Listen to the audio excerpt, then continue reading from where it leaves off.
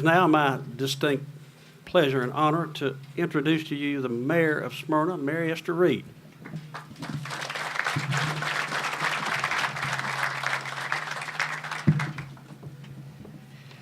Good afternoon.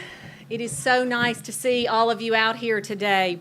You know, today is a bittersweet day. The tragic death of Captain Jeff Kuss brings us sadness and shock, but the outpouring of love and support from this community to honor a true American hero brings pride and healing. The pride and healing is what I want us to focus on today. I want to talk a little bit about how we've gotten to this point. On June 2nd of last year, the day started off for most of us like every other day.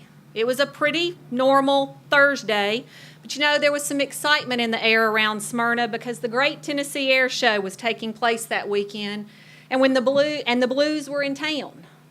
And for those of us who've lived here for a while, we all know what that means. We get that sneak peek of the Blues doing their practice runs on those days leading up to the show. You know, the ones where we all take to our yards and the parking lots and the rooftops and wherever we can all get a good view of those amazing planes in action. On this Thursday, the town of Smyrna changed. You see, we lost one of our own in that crash. I've always said the Blues don't live here, they're not stationed here, but they are definitely a part of our community. And on Thursday, June the 2nd, 2016, we lost a member of our community, Captain Jeff Kuss. There's no way I can describe the feelings of this community on that day. Shock, sadness, disbelief, and hurt are just to name a few. But the one thing that seemed to be a common thread was the community wanted to gather together to grieve and honor Captain Kuss.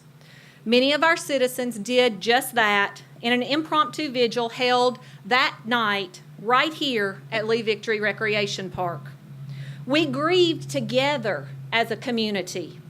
I do believe that helped us as a town, but you all wanted to see more than just that impromptu vigil. So the town council got numerous calls, emails, texts, and conversations with citizens wanting to see some type of memorial to honor Captain Jeff Kuss and the Blue Angels. By the end of June, Mr. Gill had formed a committee and to try to decide how to best honor Captain Kuss. And there's no way I can express to this committee how much I appreciate all the hours that you've put in to make this project possible. Now, once the decision was made that we wanted to try and get a Blue Angel plane as the centerpiece for the memorial, we requested the application from the National Naval Aviation Museum on July the 14th of last year. I'll tell you, when we initially called them, they kind of chuckled and they said, it kind of takes about 3 to 4 years to get a plane. Well, they didn't know Smyrna, Tennessee. And so it took us about a month to get the paperwork completed. We turned it in on August the 18th, and on September the 8th, 2016, we received an email from the National Naval Aviation Museum that the town had qualified for the loan of the FA-18C Bureau number 163498, which was the Blue Angels Jet number 3 that was being retired in November of 2016. Now, it's kind of a secret, but between me and you, I think we had a little help getting that jet, right, Jimmy?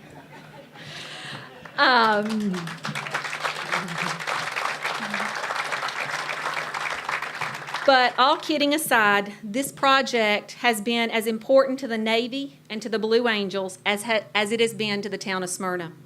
At this point, the project really got serious. You know, it's kind of like the dog that chases the car and they catch it, and then you're like, oh no, now what are we going to do? So we all knew we needed help from a nonprofit, and Rotary Club stepped up to help us immediately. They've been a great partner in this project, and I want to personally thank you all for all of your help. At the end of February, we received our first draft of the official rendering from Klein Sweeney. Once the committee made the final decision, I got on the phone with Christina Kuss, Captain Kuss's wife, to get her blessing on the final design. She was humbled that we would honor her husband in this way. Once we had Christina's blessing, the real work began. The committee had to begin raising money. We initially thought the project was going to be $1 million. Once we got the bid back, it was $1.3 million. So we had to get to work. And on May 18th of this year, we held a press conference to announce the memorial that would be built to honor Captain Jeff Kuss. Many of you here today were in attendance on that day. On that day, we announced that we had already raised $500,000 towards the project. We also let the public know that the plane would be arriving from Pensacola on May the 25th. Thursday, May the 25th, could not have been a more beautiful day. To see the citizens of the town of Smyrna lining the street with their American flags to witness our plane coming home was more than the committee could have ever wished for. And I truly believe that the citizens of Smyrna feel like this is our plane. Since the days of the press conference and the plane arrival, the committee has been tirelessly working to raise money for the memorial. The businesses and individuals here in Rutherford County and Smyrna saw the importance of this project. Because of generous businesses and individuals like John Floyd and Old South Properties, Nissan North America, Rutherford County Commissioners, Steel Technologies, Topre America, Town of Smyrna, the HCA Foundation, Taylor Farms, Frankie, John A. Lee and Family, Averett Express, Rutherford County Chamber of Commerce, Rotary Club of Smyrna, Vi-John, Klein Sweeney Associates, All Coast Aircraft Recovery, Dempsey Dilling and Associates, Crane Works, Middle Tennessee Electric, Smyrna Airport Authority, Dan Parker Surveying, S&W Contracting, Smyrna Ready Mix, Turner Machine, and Progressive Sheet Metal, we were able to announce that we've raised over $1 million towards this project.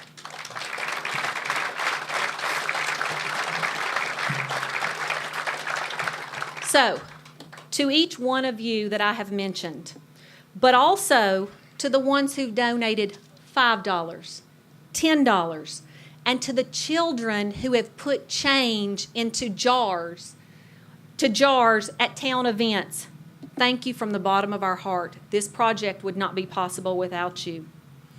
Now, just because we're doing the groundbreaking today does not mean that you still cannot contribute to this project.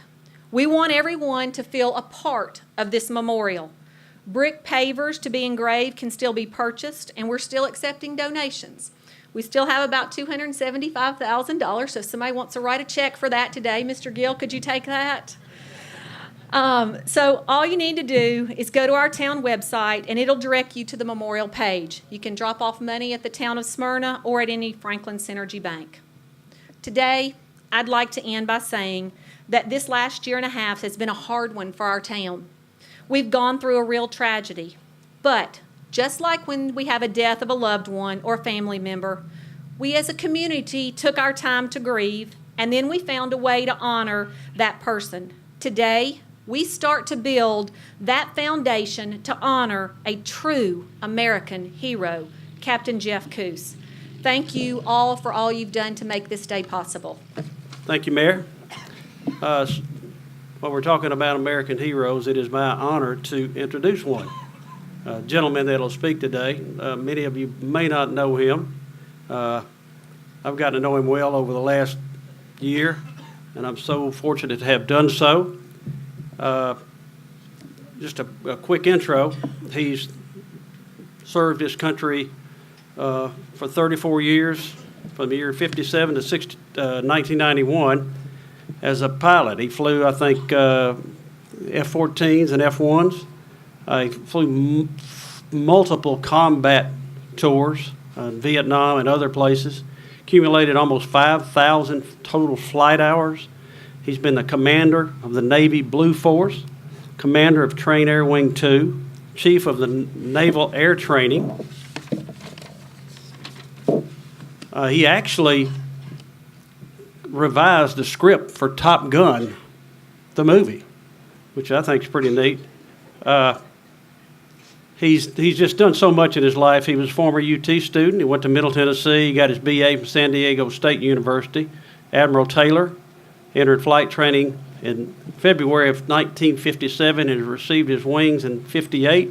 Most of his career was spent in the cockpits of F-8 Crusaders and F-14 Tomcats. aboard most of the Navy's aircraft carriers. And he's told me a few stories about landing a plane on an aircraft carrier, and if you get a chance to listen to that, it'll raise the hair on your neck.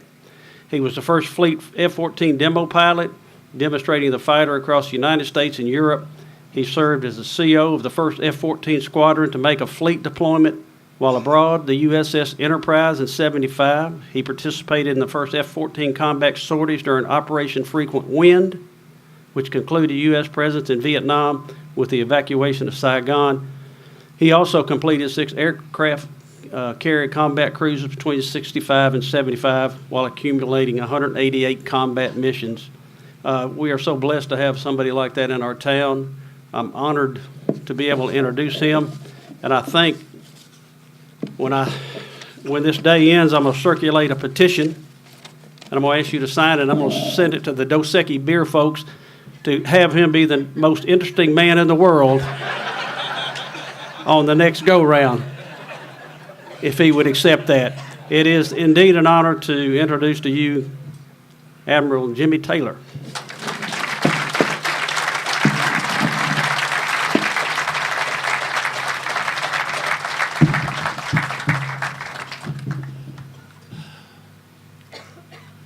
I want to meet that guy Harry was just talking about. It's always a privilege to stand in front of a group of such super people that support the Navy and the Marines and the Armed Services. I know we tried to get a Blue Angel up here. I'm his replacement. He was a retired guy named Mike Sullivan, and he had to cancel out, and I'm his replacement. We do have a former Blue who was on the maintenance team in the audience here somewhere that I met, so we are in the presence of a former Blue Angel. First of all, I'd like to say that this event, which recognizes Captain Jeff Kuss, is one of a kind.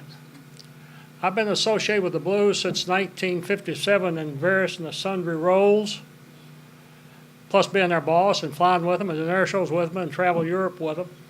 But as far as I know, this is the first time a Blue Angel has been recognized individually. We have lots of Blue Angel aircraft on sticks, as they say, or on monuments or on display, but none of them recognize a single individual. So through the mayor's efforts and Amber's and Harry's, we have an opportunity to do what has never been done, I think. I think this site, if you look at the picture, it's spectacular, to say the least. I've been to most of airplane displays and other services displays around the United States and the world, and I've never run into one that's quite as, the word awesome seems to be used a lot today to mean spectacular, but an awesome event. To give you an idea of what kind of process Captain Kuss went through to be a Blue Angel. First of all, he had to be a naval aviator. Now, this is one of those events that maybe the Marines, but the Marines are part of the Navy Department. The process to be a naval aviator for the Marines or the Navy is exactly the same. So first of all, that process eliminates a lot of people that want to be aviators. Once you become an aviator, there's another whole set of criteria that you have to go through to use an application to put in for the Blue Angels. Those are screened very carefully, and eventually you come out with a stack of a few applications, not a lot, but a few, and those people are called camp followers, and not in the sense of the word that maybe you think about camp followers, but a candidate that wants to be a Blue Angel. At their own expense, they follow the Blues during their show season. They attend the briefs, the debriefs, they look at the way they fly. What that is a check on by the other Blue Angels of how these people present in public and how they carry their duties out, which is nothing more to be seen and find out what's going on. Eventually, those candidates come before the Blue Angel team. And one of the things the candidates have to do at these briefs as they're traveling with the Blues while they're trying to get on to be a Blue Angel is they have to tell a joke before the brief.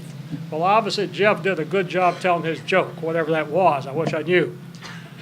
But the team has to vote. It's a secret vote. They have to do it 100%. There can be no blackball and have somebody on the team. A 100% vote to be a team member. And then once you are selected at the end of the season in the second week of November, they have their going away party and their welcome aboard party. The newbies, as they're called, are welcome to the team, and the process starts in a training criteria. How did the Blues get started? In 1946, Fleet Admiral Nimitz, that's a 5-star. If you look at our police chief here, he's got a 5-star ring just like Admiral Nimitz wore. He decided that since the Air Force was coming in as a new service from the Army Air Corps, that we needed more presence and more publicity because there was going to be budget fights in Congress, which it has been ever since that time frame. So he said to start a demonstration team for the Navy. They selected a guy named Butch Voorhees, who was only 25 years old at the time, a lieutenant commander, and was a Navy ace. He got 8 zeros in the Pacific during that time frame flying Hellcats, F-6Fs. So it was almost under emergency orders that this team was formed. And here we are 70 years later, that it's still going strong. Now, how did the name arrive, Blue Angels?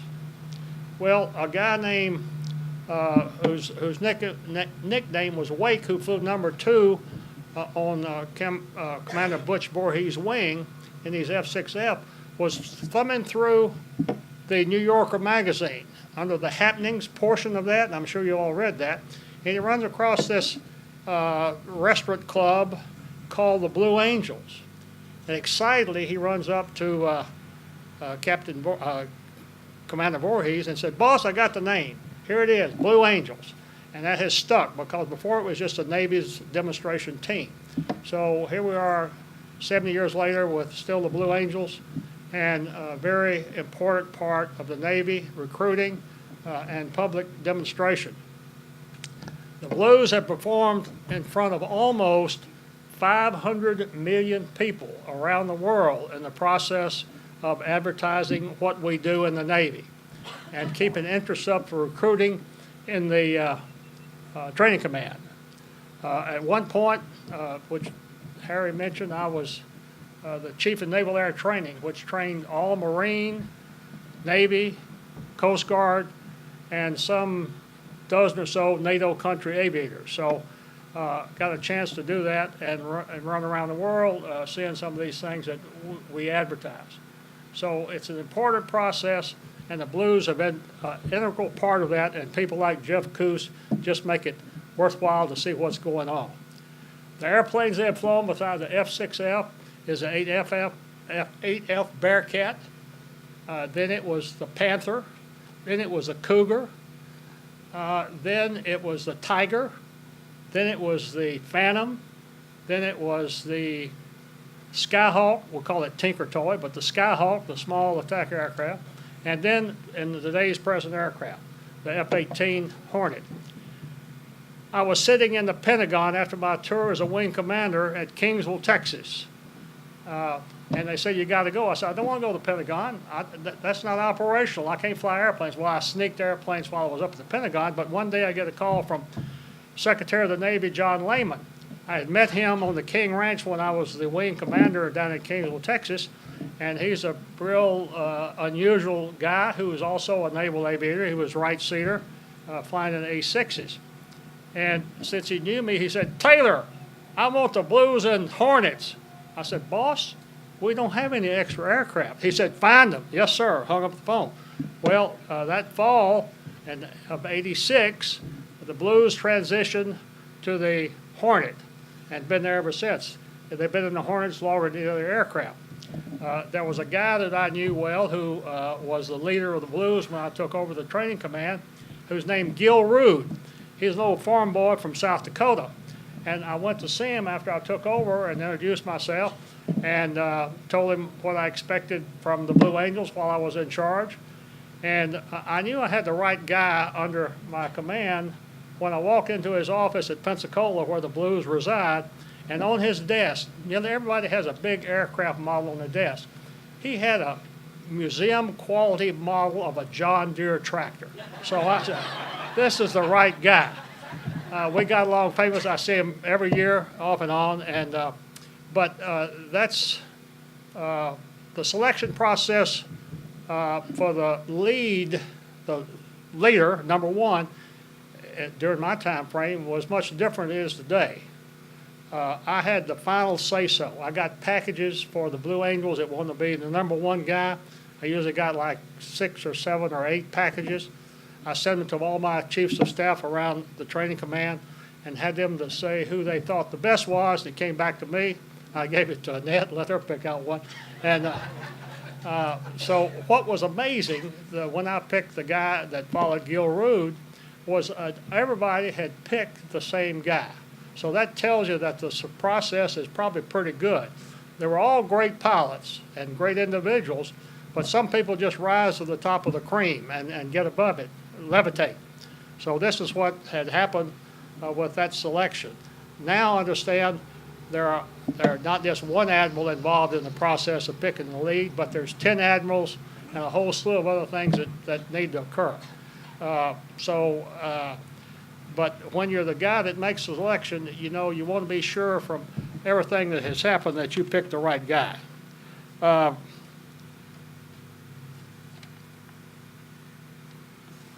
have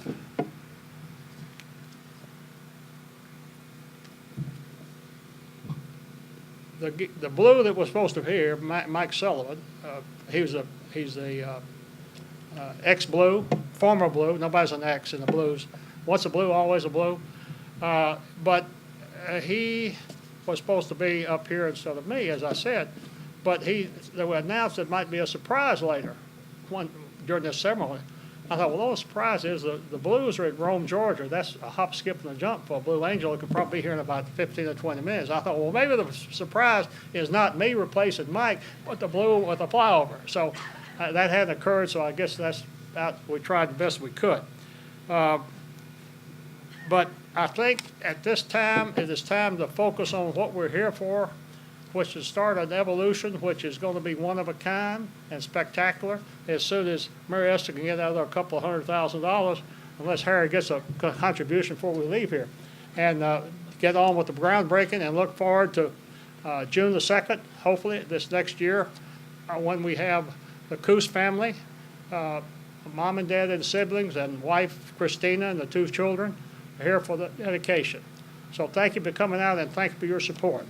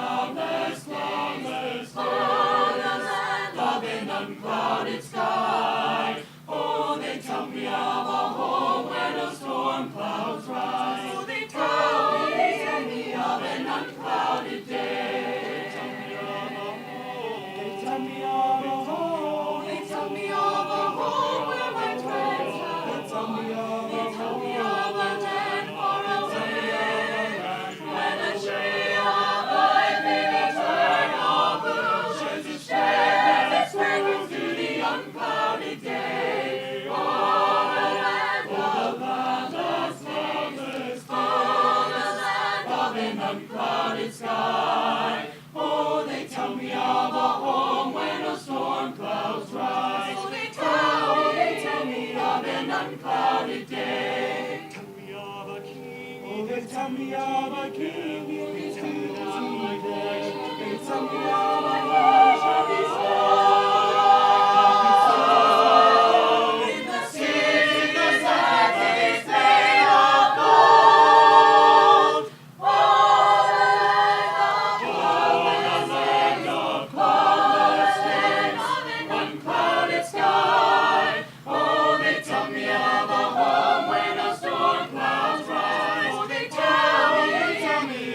unclouded day. Oh, the land of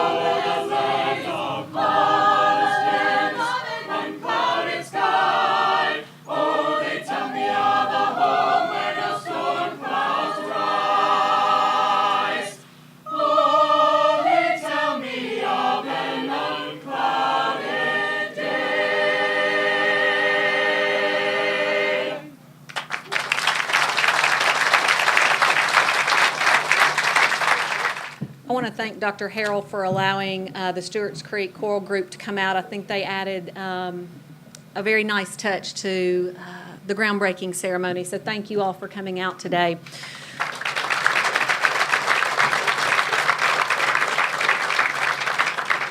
I've had a lot of people ask me while they've been coming in, well, when do you think it's going to be done? When do you think it's going to be done? It's supposed to be done the end of May or the 1st of June, and I can assure you along the way we will continue to give you updates, but the nice thing is going to be, it's going to be right here behind us, and you're going to be able to drive down Sam Ridley Parkway, or you're going to be able to walk along the Greenway and get to see the progress of the memorial. And as we conclude today, I want to thank each one of you who have made today possible. I believe that this memorial has begun to help our community heal from losing one of our own. This memorial will honor a Marine, a Blue Angel, a true American hero, Captain Jeff Kuss. Woo!